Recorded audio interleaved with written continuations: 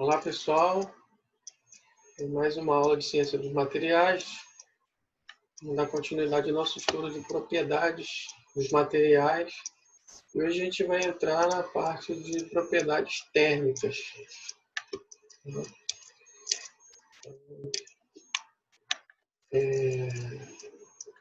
Falar sobre algumas propriedades térmicas que são fundamentais também na engenharia mecânica, a gente poder compreender. Então, eu vou até aqui, né, de propriedades térmicas, não vou entrar em propriedades elétricas, a gente já se prolongou bastante aí no estudo de propriedades. E é satisfatório dentro da nossa engenharia aí, que é a mecânica, que tem como principal as propriedades mecânicas, as térmicas, as físicas e propriedades químicas, né, relacionadas à química dos materiais, tá? Que a gente vai ver. Então, é nessa parte do livro aqui, do PDF 49, capítulo 3, que a gente vai ver aí as propriedades, certo? Vou fechar aqui o vídeo para dar continuidade.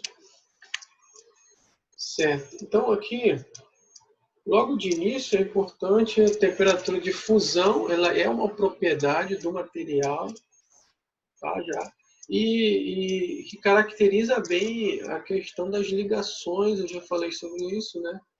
As ligações químicas, tá? As ligações entre os átomos, né? Entre os elétrons dos átomos. Então, quanto mais forte é essa ligação, essa energia de ligação, maior vai ser essa temperatura de fusão, já que eu preciso fornecer mais energia para quebrar essas ligações e ter o material, então, no estado líquido, né? Que é isso que caracteriza a temperatura de fusão, uma temperatura na qual o material muda de estado físico, certo?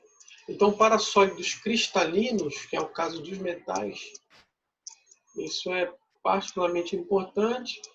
Nesse livro estão definidas para vários materiais essas temperaturas, tá? Mais na frente a gente vai fazer exercício, então é importante depois procurar nos anexos, que estão nos anexos desse livro, as propriedades dos materiais, várias delas, que a gente está citando aqui, para efeito de comparação sempre. Lembra que o foco é sempre o projeto, a seleção de materiais para o projeto mecânico. Tá? Então, essa é uma propriedade fundamental, já que vários sistemas mecânicos têm mudança de temperatura aí. Tá? A temperatura de transição vítrea, que está indicada aí também, ela é uma temperatura que é mais característica de sólidos não cristalinos, como é o caso de polímeros, né?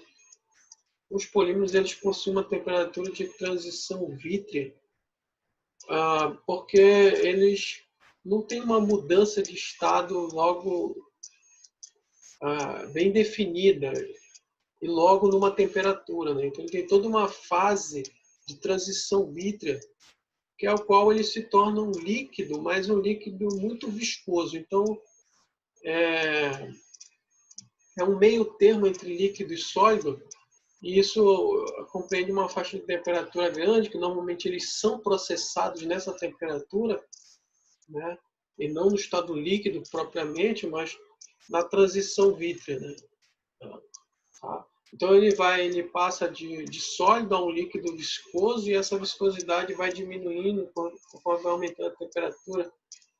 Esse é o comportamento. Então aí é caracterizado não por uma temperatura de fusão, mas por uma temperatura de transição vítrea. Então os polímeros eles vão apresentar, ao invés de uma temperatura de fusão, uma temperatura de transição vítrea. Então nada mais que para sólidos não cristalinos que apresentam esse comportamento aí, que é o caso dos polímeros, que na sua maioria não são cristalinos, certo?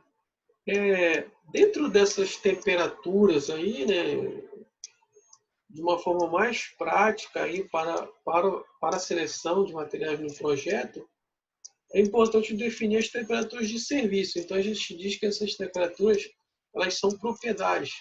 Então, tem a temperatura de serviço máxima, a gente chama assim, e a temperatura de serviço mínimo. Então, o que é isso aí? É a máxima temperatura ao qual pode estar sujeito aquele material para que não haja alterações sensíveis no seu estado físico, alterações químicas, né? Por exemplo, oxidação, alteração de fase, precipitação de fase, a própria fluência que a gente viu, que é a deformação plástica causada por uma carga estática e uma temperatura mais elevada.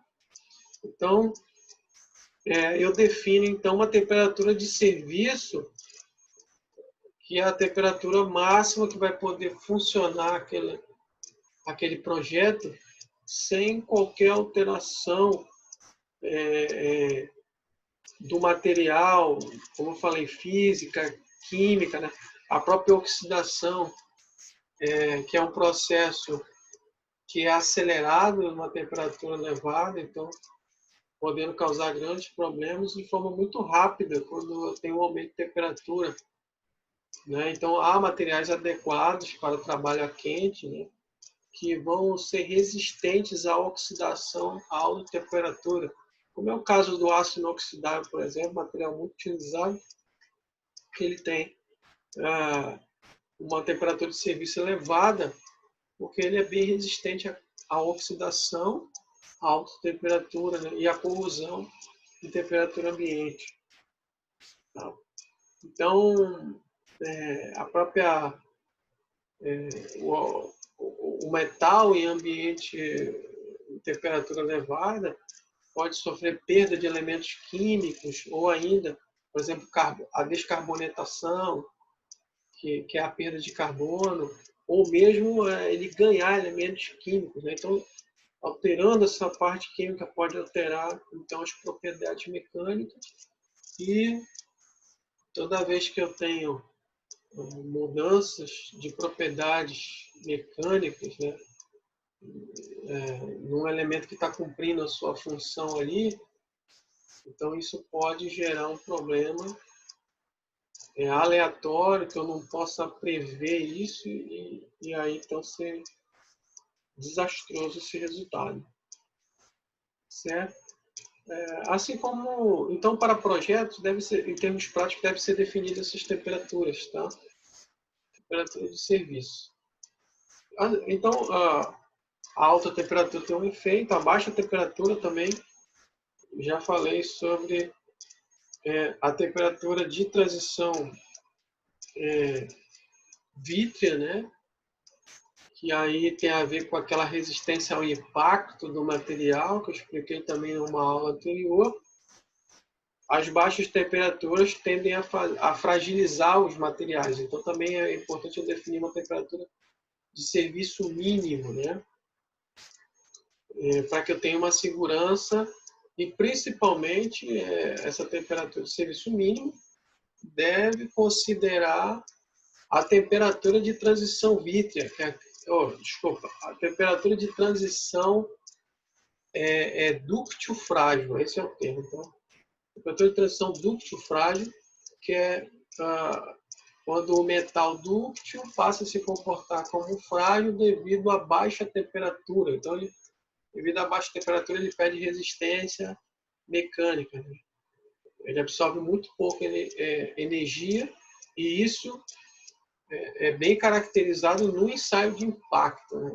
A gente viu aí os ensaios de impacto que são realizados, os ensaios Sharp e Zold, eles têm esse nome aí.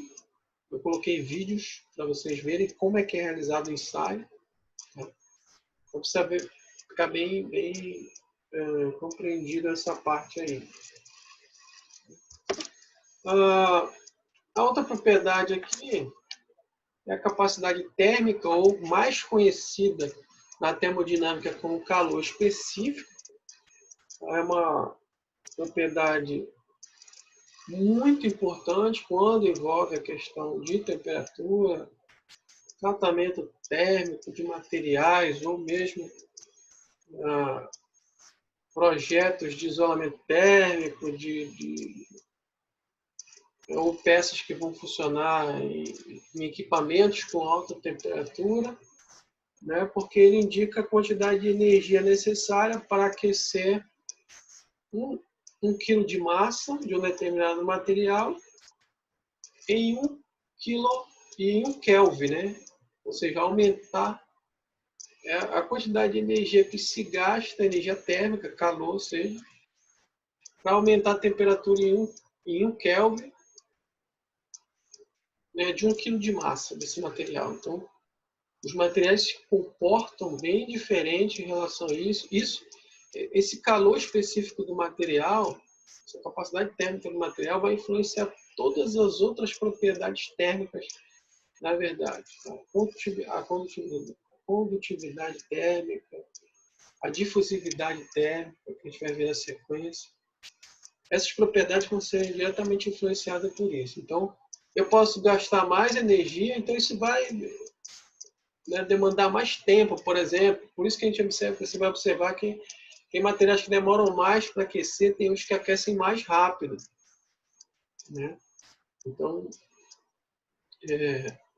isso vai demandar uma energia, né? Um custo até com energia, por exemplo, maior ou menor, um isolamento térmico melhor ou menor, ou pior. Tá?